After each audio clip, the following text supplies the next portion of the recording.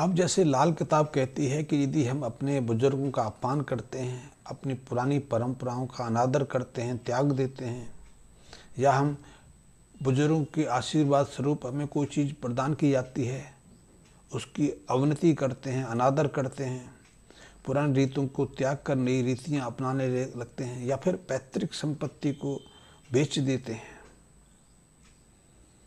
बुजुर्गों का अपमान करते हैं, तो उसके कारण हमारे जीवन में कई तरह की परेशानियाँ खड़ी होती हैं।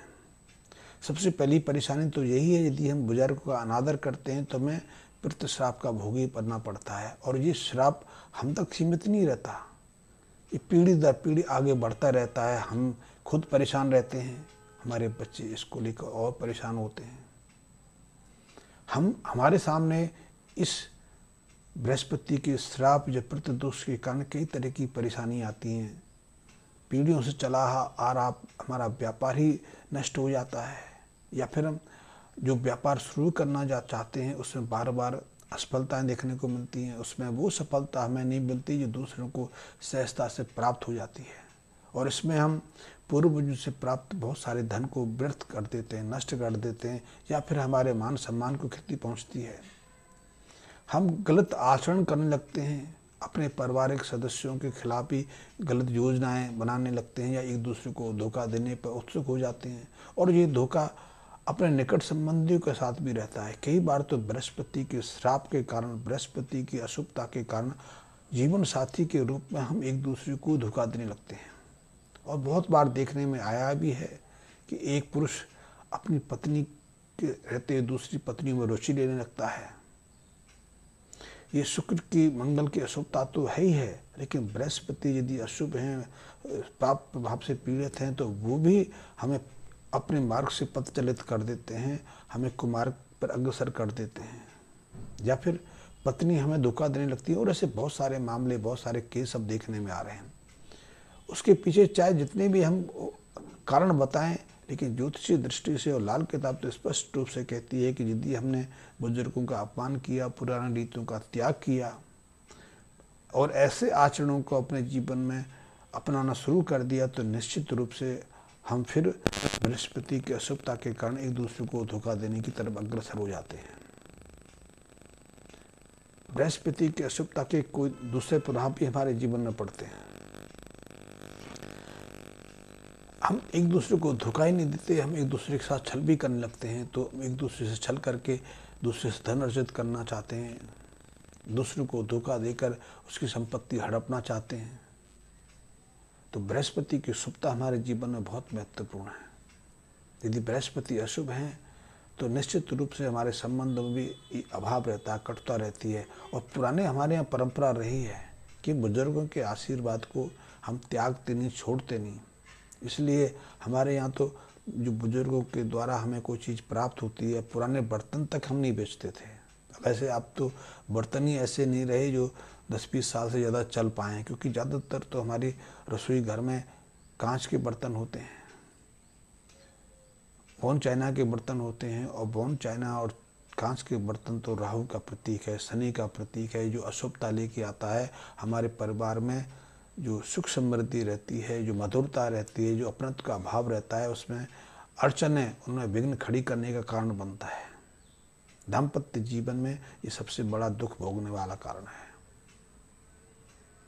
तो कांच के बर्तन, बोन चाइना के बर्तन हमारे लिए उपयोगी नहीं है। हम जिन बर्तनों का हजारों सालों से प्रयोग करते रहे हैं, चाहे वो तांबे के रहे हों, पीतल के रहे हों, कांसी के रहे हों, वो हमारे लिए लक्ष्मी स्वरूपा हैं। और इसीलिए इतने भयंकर विपरीत काल में भी हम अपने परिवार को, अपने समाज को एकजुट बनाए रखें। आज तो हम अपने परिवार पे ही भरोसा नहीं कर पा रहे हैं। और हमारे लिए सामने जो नई पीढ़ी आ रही है, हमारी संतान के रूप में जो नई पीढ़ी आगे बढ़ रही है, वो तो और भी बहुत ऐसी गति से बढ़ रही है कि हमें उस पर भरोसा नहीं।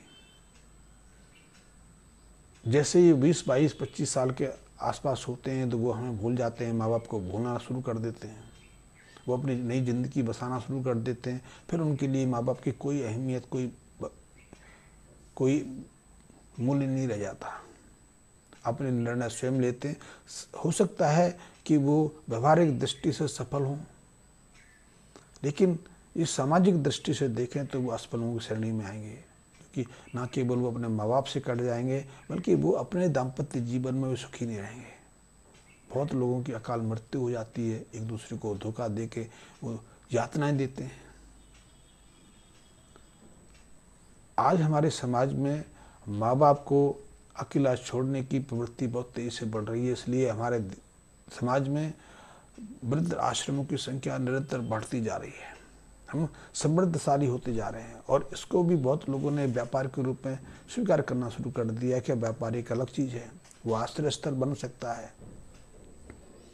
लेकिन हम एक ऐसी संस्कृति को, एक ऐसी संस्कृति को जन्म दे रहे हैं, या बाप बच्चों पर भरोसा करे कि ना करे, ये दुविधा पैदा होने शुरू हो गई है।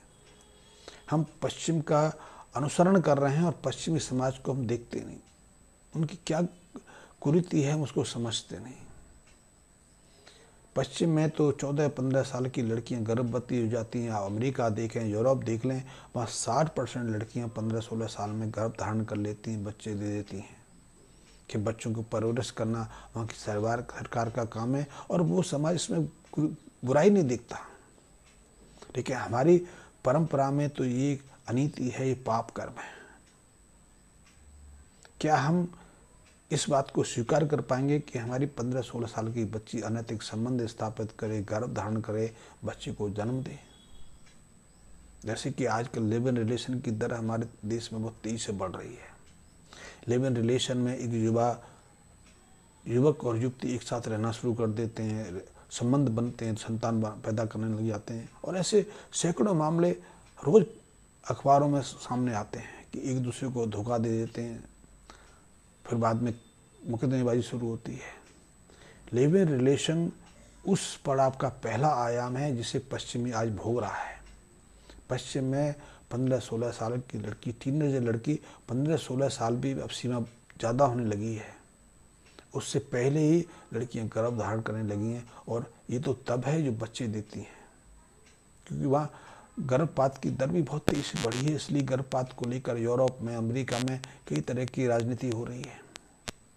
कुछ लोग इसको और स्वतंत्रता पूर्वक अनुमति देने के लिए सरकार वजन डाल रहे हैं कि गर्भपात की जो इच्छा है सब पर स्वीकार होनी चाहिए, सरकार इस पर किसी तरह की रुकावट ना डाले, क्योंकि वह दर निरंतर बढ़ रही है। वो एक ऐसा समाज सृजित कर रहे हैं, वो किस तरफ ले जाना चाहते हैं कि ये आप अनुमान से लगा सकते हैं कि हम अपने समाज में अपने बच्चों के साथ में अब भी क्या कर सकते हैं। और ये सब इसलिए हो रहा है कि हम धीरे धीरे उस पुरानी परिपाटी को अपमानित करने लगे हैं, छोड़ने लगे हैं, जो हमारी जन्म कुंडली में बृहस्पति को प्रबल बनाता था, प्रबल रखता था। वैसे एक कहावत भी हमारे देश में है, और आप शायद इसे अनुभव भी कर सकते हैं कि यदि व्यापार करते हैं तो आप आस्थावान हो जाते हैं, आप धार्मिक कर्मों में ज़्यादा रुचि लगते हैं, ईश्वर आस्था में ज़्यादा भरोसा करते हैं, इसलिए दान पुण्य भी आप ज़्यादा करते हैं। व्यापारी लोग इसलिए दान पुण्य नहीं करते कि वो व्यापार की किसी गति से डरते हैं, वो धीरे धीरे आस्थावान होते चले जा रहे हैं। इसलिए जितने भी व्यापारी, बड़े बड़े व्यापारी देखोगे तो मंदिरों में दान देंगे, वो धर्मशालाएँ बनवाएंगे, भंडारे चलवाएंगे, वो लोगों को औषधियाँ बांटेंगे, अस्पताल खोलेंगे, और ये परंपरा तो हमारे हजारों हजारों साल से रही है। लेकिन जब व्यक्ति नौकरी करता है तो वो धर्म से कटना शुरू हो जाता है। और हमारे यहाँ तो कहा भी गया है कि उत्तम खेती मध्यम मान, निकृष्ट नौकरी, यदि खेती करना सर्वोत्तम बिजनेस है, व्यापार है। तो खेती करना तो आज शायद हमारे लिए संभव नहीं हुआ, लेकिन व्यापार तो हम कर सकते हैं। व्यापार करेंगे तो हम समाज को भी बांध के रख सकते हैं, अपने समाज को आगे भी ले जा सकते हैं। लेकिन इस नौकरी की धारा में हम तेजी से बढ़ते जा रहे हैं, उससे हमारे अंदर नास्तिकता का नासूर बढ़ता जा रहा है, और नास्तिकता का नासूर समाज को विकृत करता है, अपनत्व की भावना को तोड़ देता है। इसलिए परिवार में कलह की स्थितियाँ आ रही हैं, बिखराव की स्थितियाँ आ रही हैं, अविश्वास का भाव पैदा हो रहा है। खैर, मैं ये तो नहीं कहूँगा कि आप नौकरी छोड़ के व्यापार करने लग जाएं, कर भी सकते हैं कि व्यापार, नौकरी तो आप स्वयं अपने लिए करते हैं या उस कंपनी के लिए करते हैं, के व्यापार यदि आप करेंगे तो आप अपने लिए करेंगे, अपने परिवार के लिए करेंगे, समाज के लिए करेंगे और सैकड़ों हजारों लोगों को नौकरी देकर उनके लिए करेंगे। वैसे हमारे देश, हमारे समाज में तो बड़े उद्योग, बड़े व्यापार करने की कभी प्रचलन रीति नहीं रही, छोटे लघु उद्योग लगाने की रीति रही है। कि इस पर फिर कभी चर्चा करूँगा। बृहस्पति को मजबूत रखना है, बृहस्पति को प्रभावशाली बनाना है, तो समझिए कि हम अपने परिवार को स्वतंत्र